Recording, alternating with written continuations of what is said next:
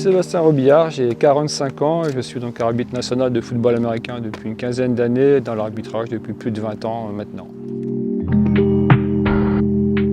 C'est pas une vocation du tout, parce que quand j'ai commencé junior, j'étais content que des seniors prennent du temps sur leur week-end pour venir m'arbitrer. Effectivement, après au niveau du règlement fédéral, les clubs doivent fournir des arbitres pour les matchs. Donc j'ai dit, moi il n'y a pas de raison que j'arbitre pas les jeunes quand je ne jouerai plus. Donc je suis venu comme ça à l'arbitrage pour filer un coup de main. Et puis du pied à l'étrier, je suis passé de l'autre côté, j'ai mis le deuxième pied à l'étrier, puis je suis parti au galop et voilà quoi. Donc maintenant me voilà arrivé arbitre national depuis une quinzaine d'années maintenant. La formation à l'époque, parce qu'entre-temps elle a évolué, donc c'était 2 jours de formation en salle, suivi d'un petit peu de pratique sur une demi-journée et après directement sur le match pour arbitrer en fait.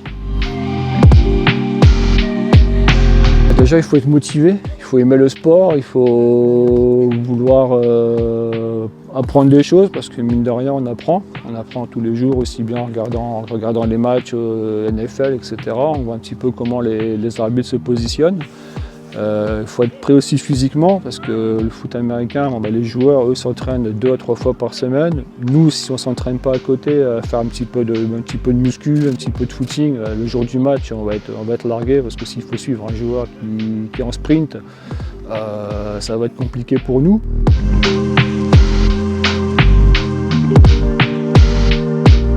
L'accompagnement des novices, malheureusement, il se fait le jour du match. Parce qu'en fait, lorsqu'un match est prévu à 14 h, nous, à partir de 12 h, on est présent en vestiaire. Et en gros, on a 1h30 pour s'entraîner en équipe. C'est-à-dire que demain, je vais me retrouver avec Cyprien, Léandre, Quentin et Sébastien en équipe d'arbitrage. Ça va être votre premier match. Il va falloir que je vous forme pendant 1h30 pour dire voilà, juge de chaîne, tu dois faire ça sur telle action, juge de ligne, tu dois faire tel job sur telle action. Et en fait, je décompose le match, du tirage au sort jusqu'à chaque action, le kick-off return, les jeux de course, les jeux de passe. Pendant 1h30, on a un entraînement par semaine en équipe, c'est le jour du match. On peut aller de 3 arbitres jusqu'à 8 arbitres, donc en fonction du niveau des équipes et des disponibilités des arbitres. Sur la D1, on est à 7 arbitres et sur les jeunes, on est à 5 arbitres par match.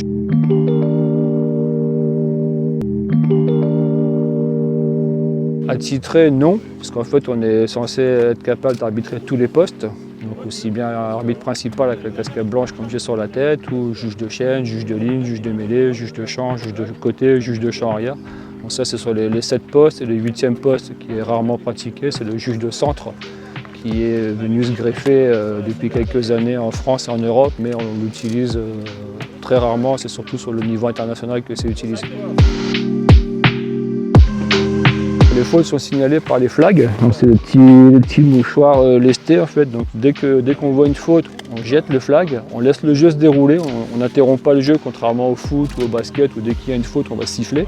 Donc on va jeter le flag, le jeu va se dérouler et à la fin de l'action, on va donc arrêter le temps parce qu'on aura une faute à appliquer et on appliquera la faute en fonction de la gravité, 5 yards, 10 yards ou 15 yards de pénalité en fonction du degré de gravité de la faute.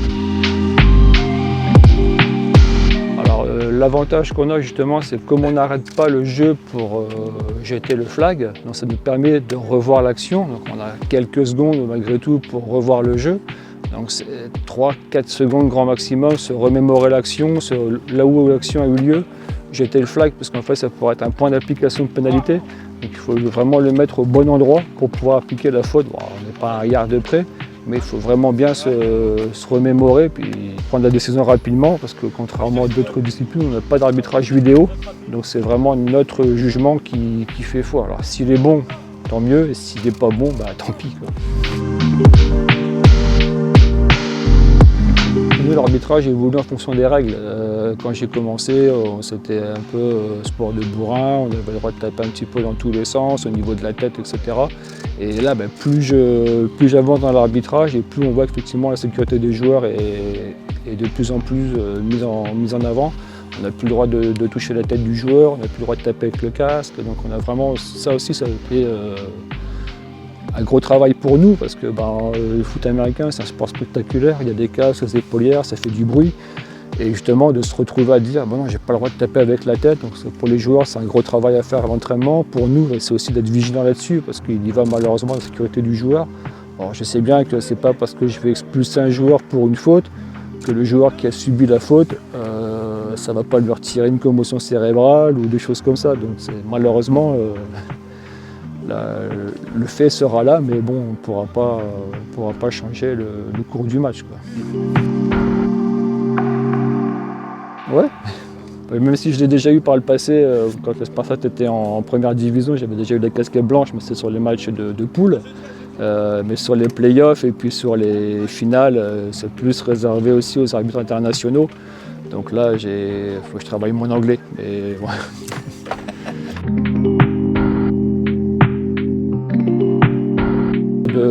D'arbitrer une finale, la finale élite l'année dernière, et puis d'arbitrer la finale de CFL, en fait, c'était vraiment ma plus belle consécration.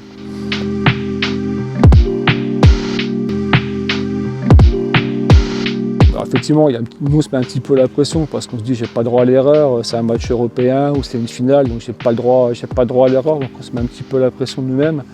Après, généralement, les équipes, elles sont dans leur match, elles ne s'occupent pas forcément de nous, elles vont vraiment rester focus sur ce qu'elles doivent faire, leur discipline aussi.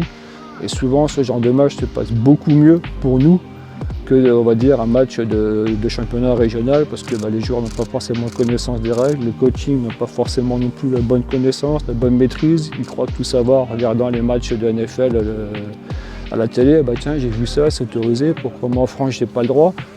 Donc souvent, ça veut dire c'est plus on est en niveau bas, plus l'arbitrage est difficile justement.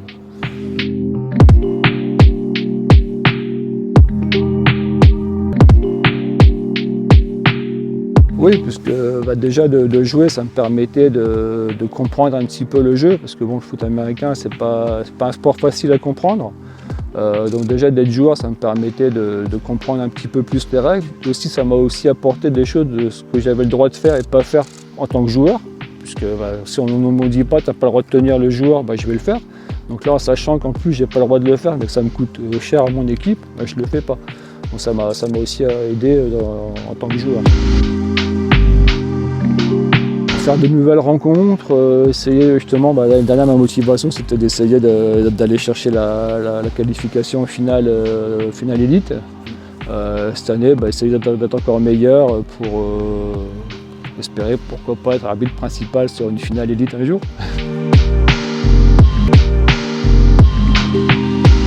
On aborde tous les matchs de la même manière. Alors après, bon, comme dans n'importe quel sport, il y a toujours des tensions. Mais j'ai pas de mauvais souvenirs de matchs difficiles. Des fois, on peut se le rendre difficile par nous-mêmes. Il suffit qu'on soit pas prêt physiquement, pas prêt mentalement, que les collègues avec qui on est, ils sont novices.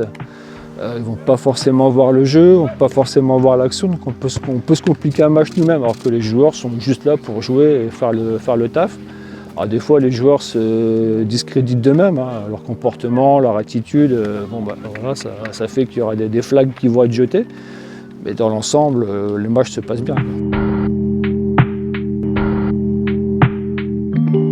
Ah oui, justement, c'est le but en fait, parce que moi en tant qu'arbitre principal, je vais aller voir mes collègues qui ont jeté la faute. Parce que c'est pas parce que j'ai la casquette blanche que c'est moi qui signe à toutes les fautes. Donc c'est un travail d'équipe aussi au niveau de l'arbitrage. Moi je vais aller voir pour quelles fautes ils ont vu. Est-ce que c'est un bloc dans le dos? Est-ce que c'est un usage illégal des mains? On attrape le casque illégalement. Donc moi je leur pose plein de questions. Qui, quoi, où, quand, comment.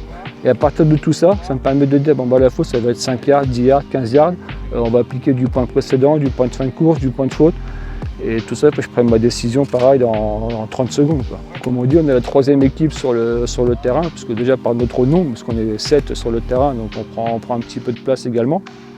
Et sans arbitre, il n'y a pas de match, c'est bien comme dans tous les sports. Donc on est vraiment la troisième équipe sur le terrain.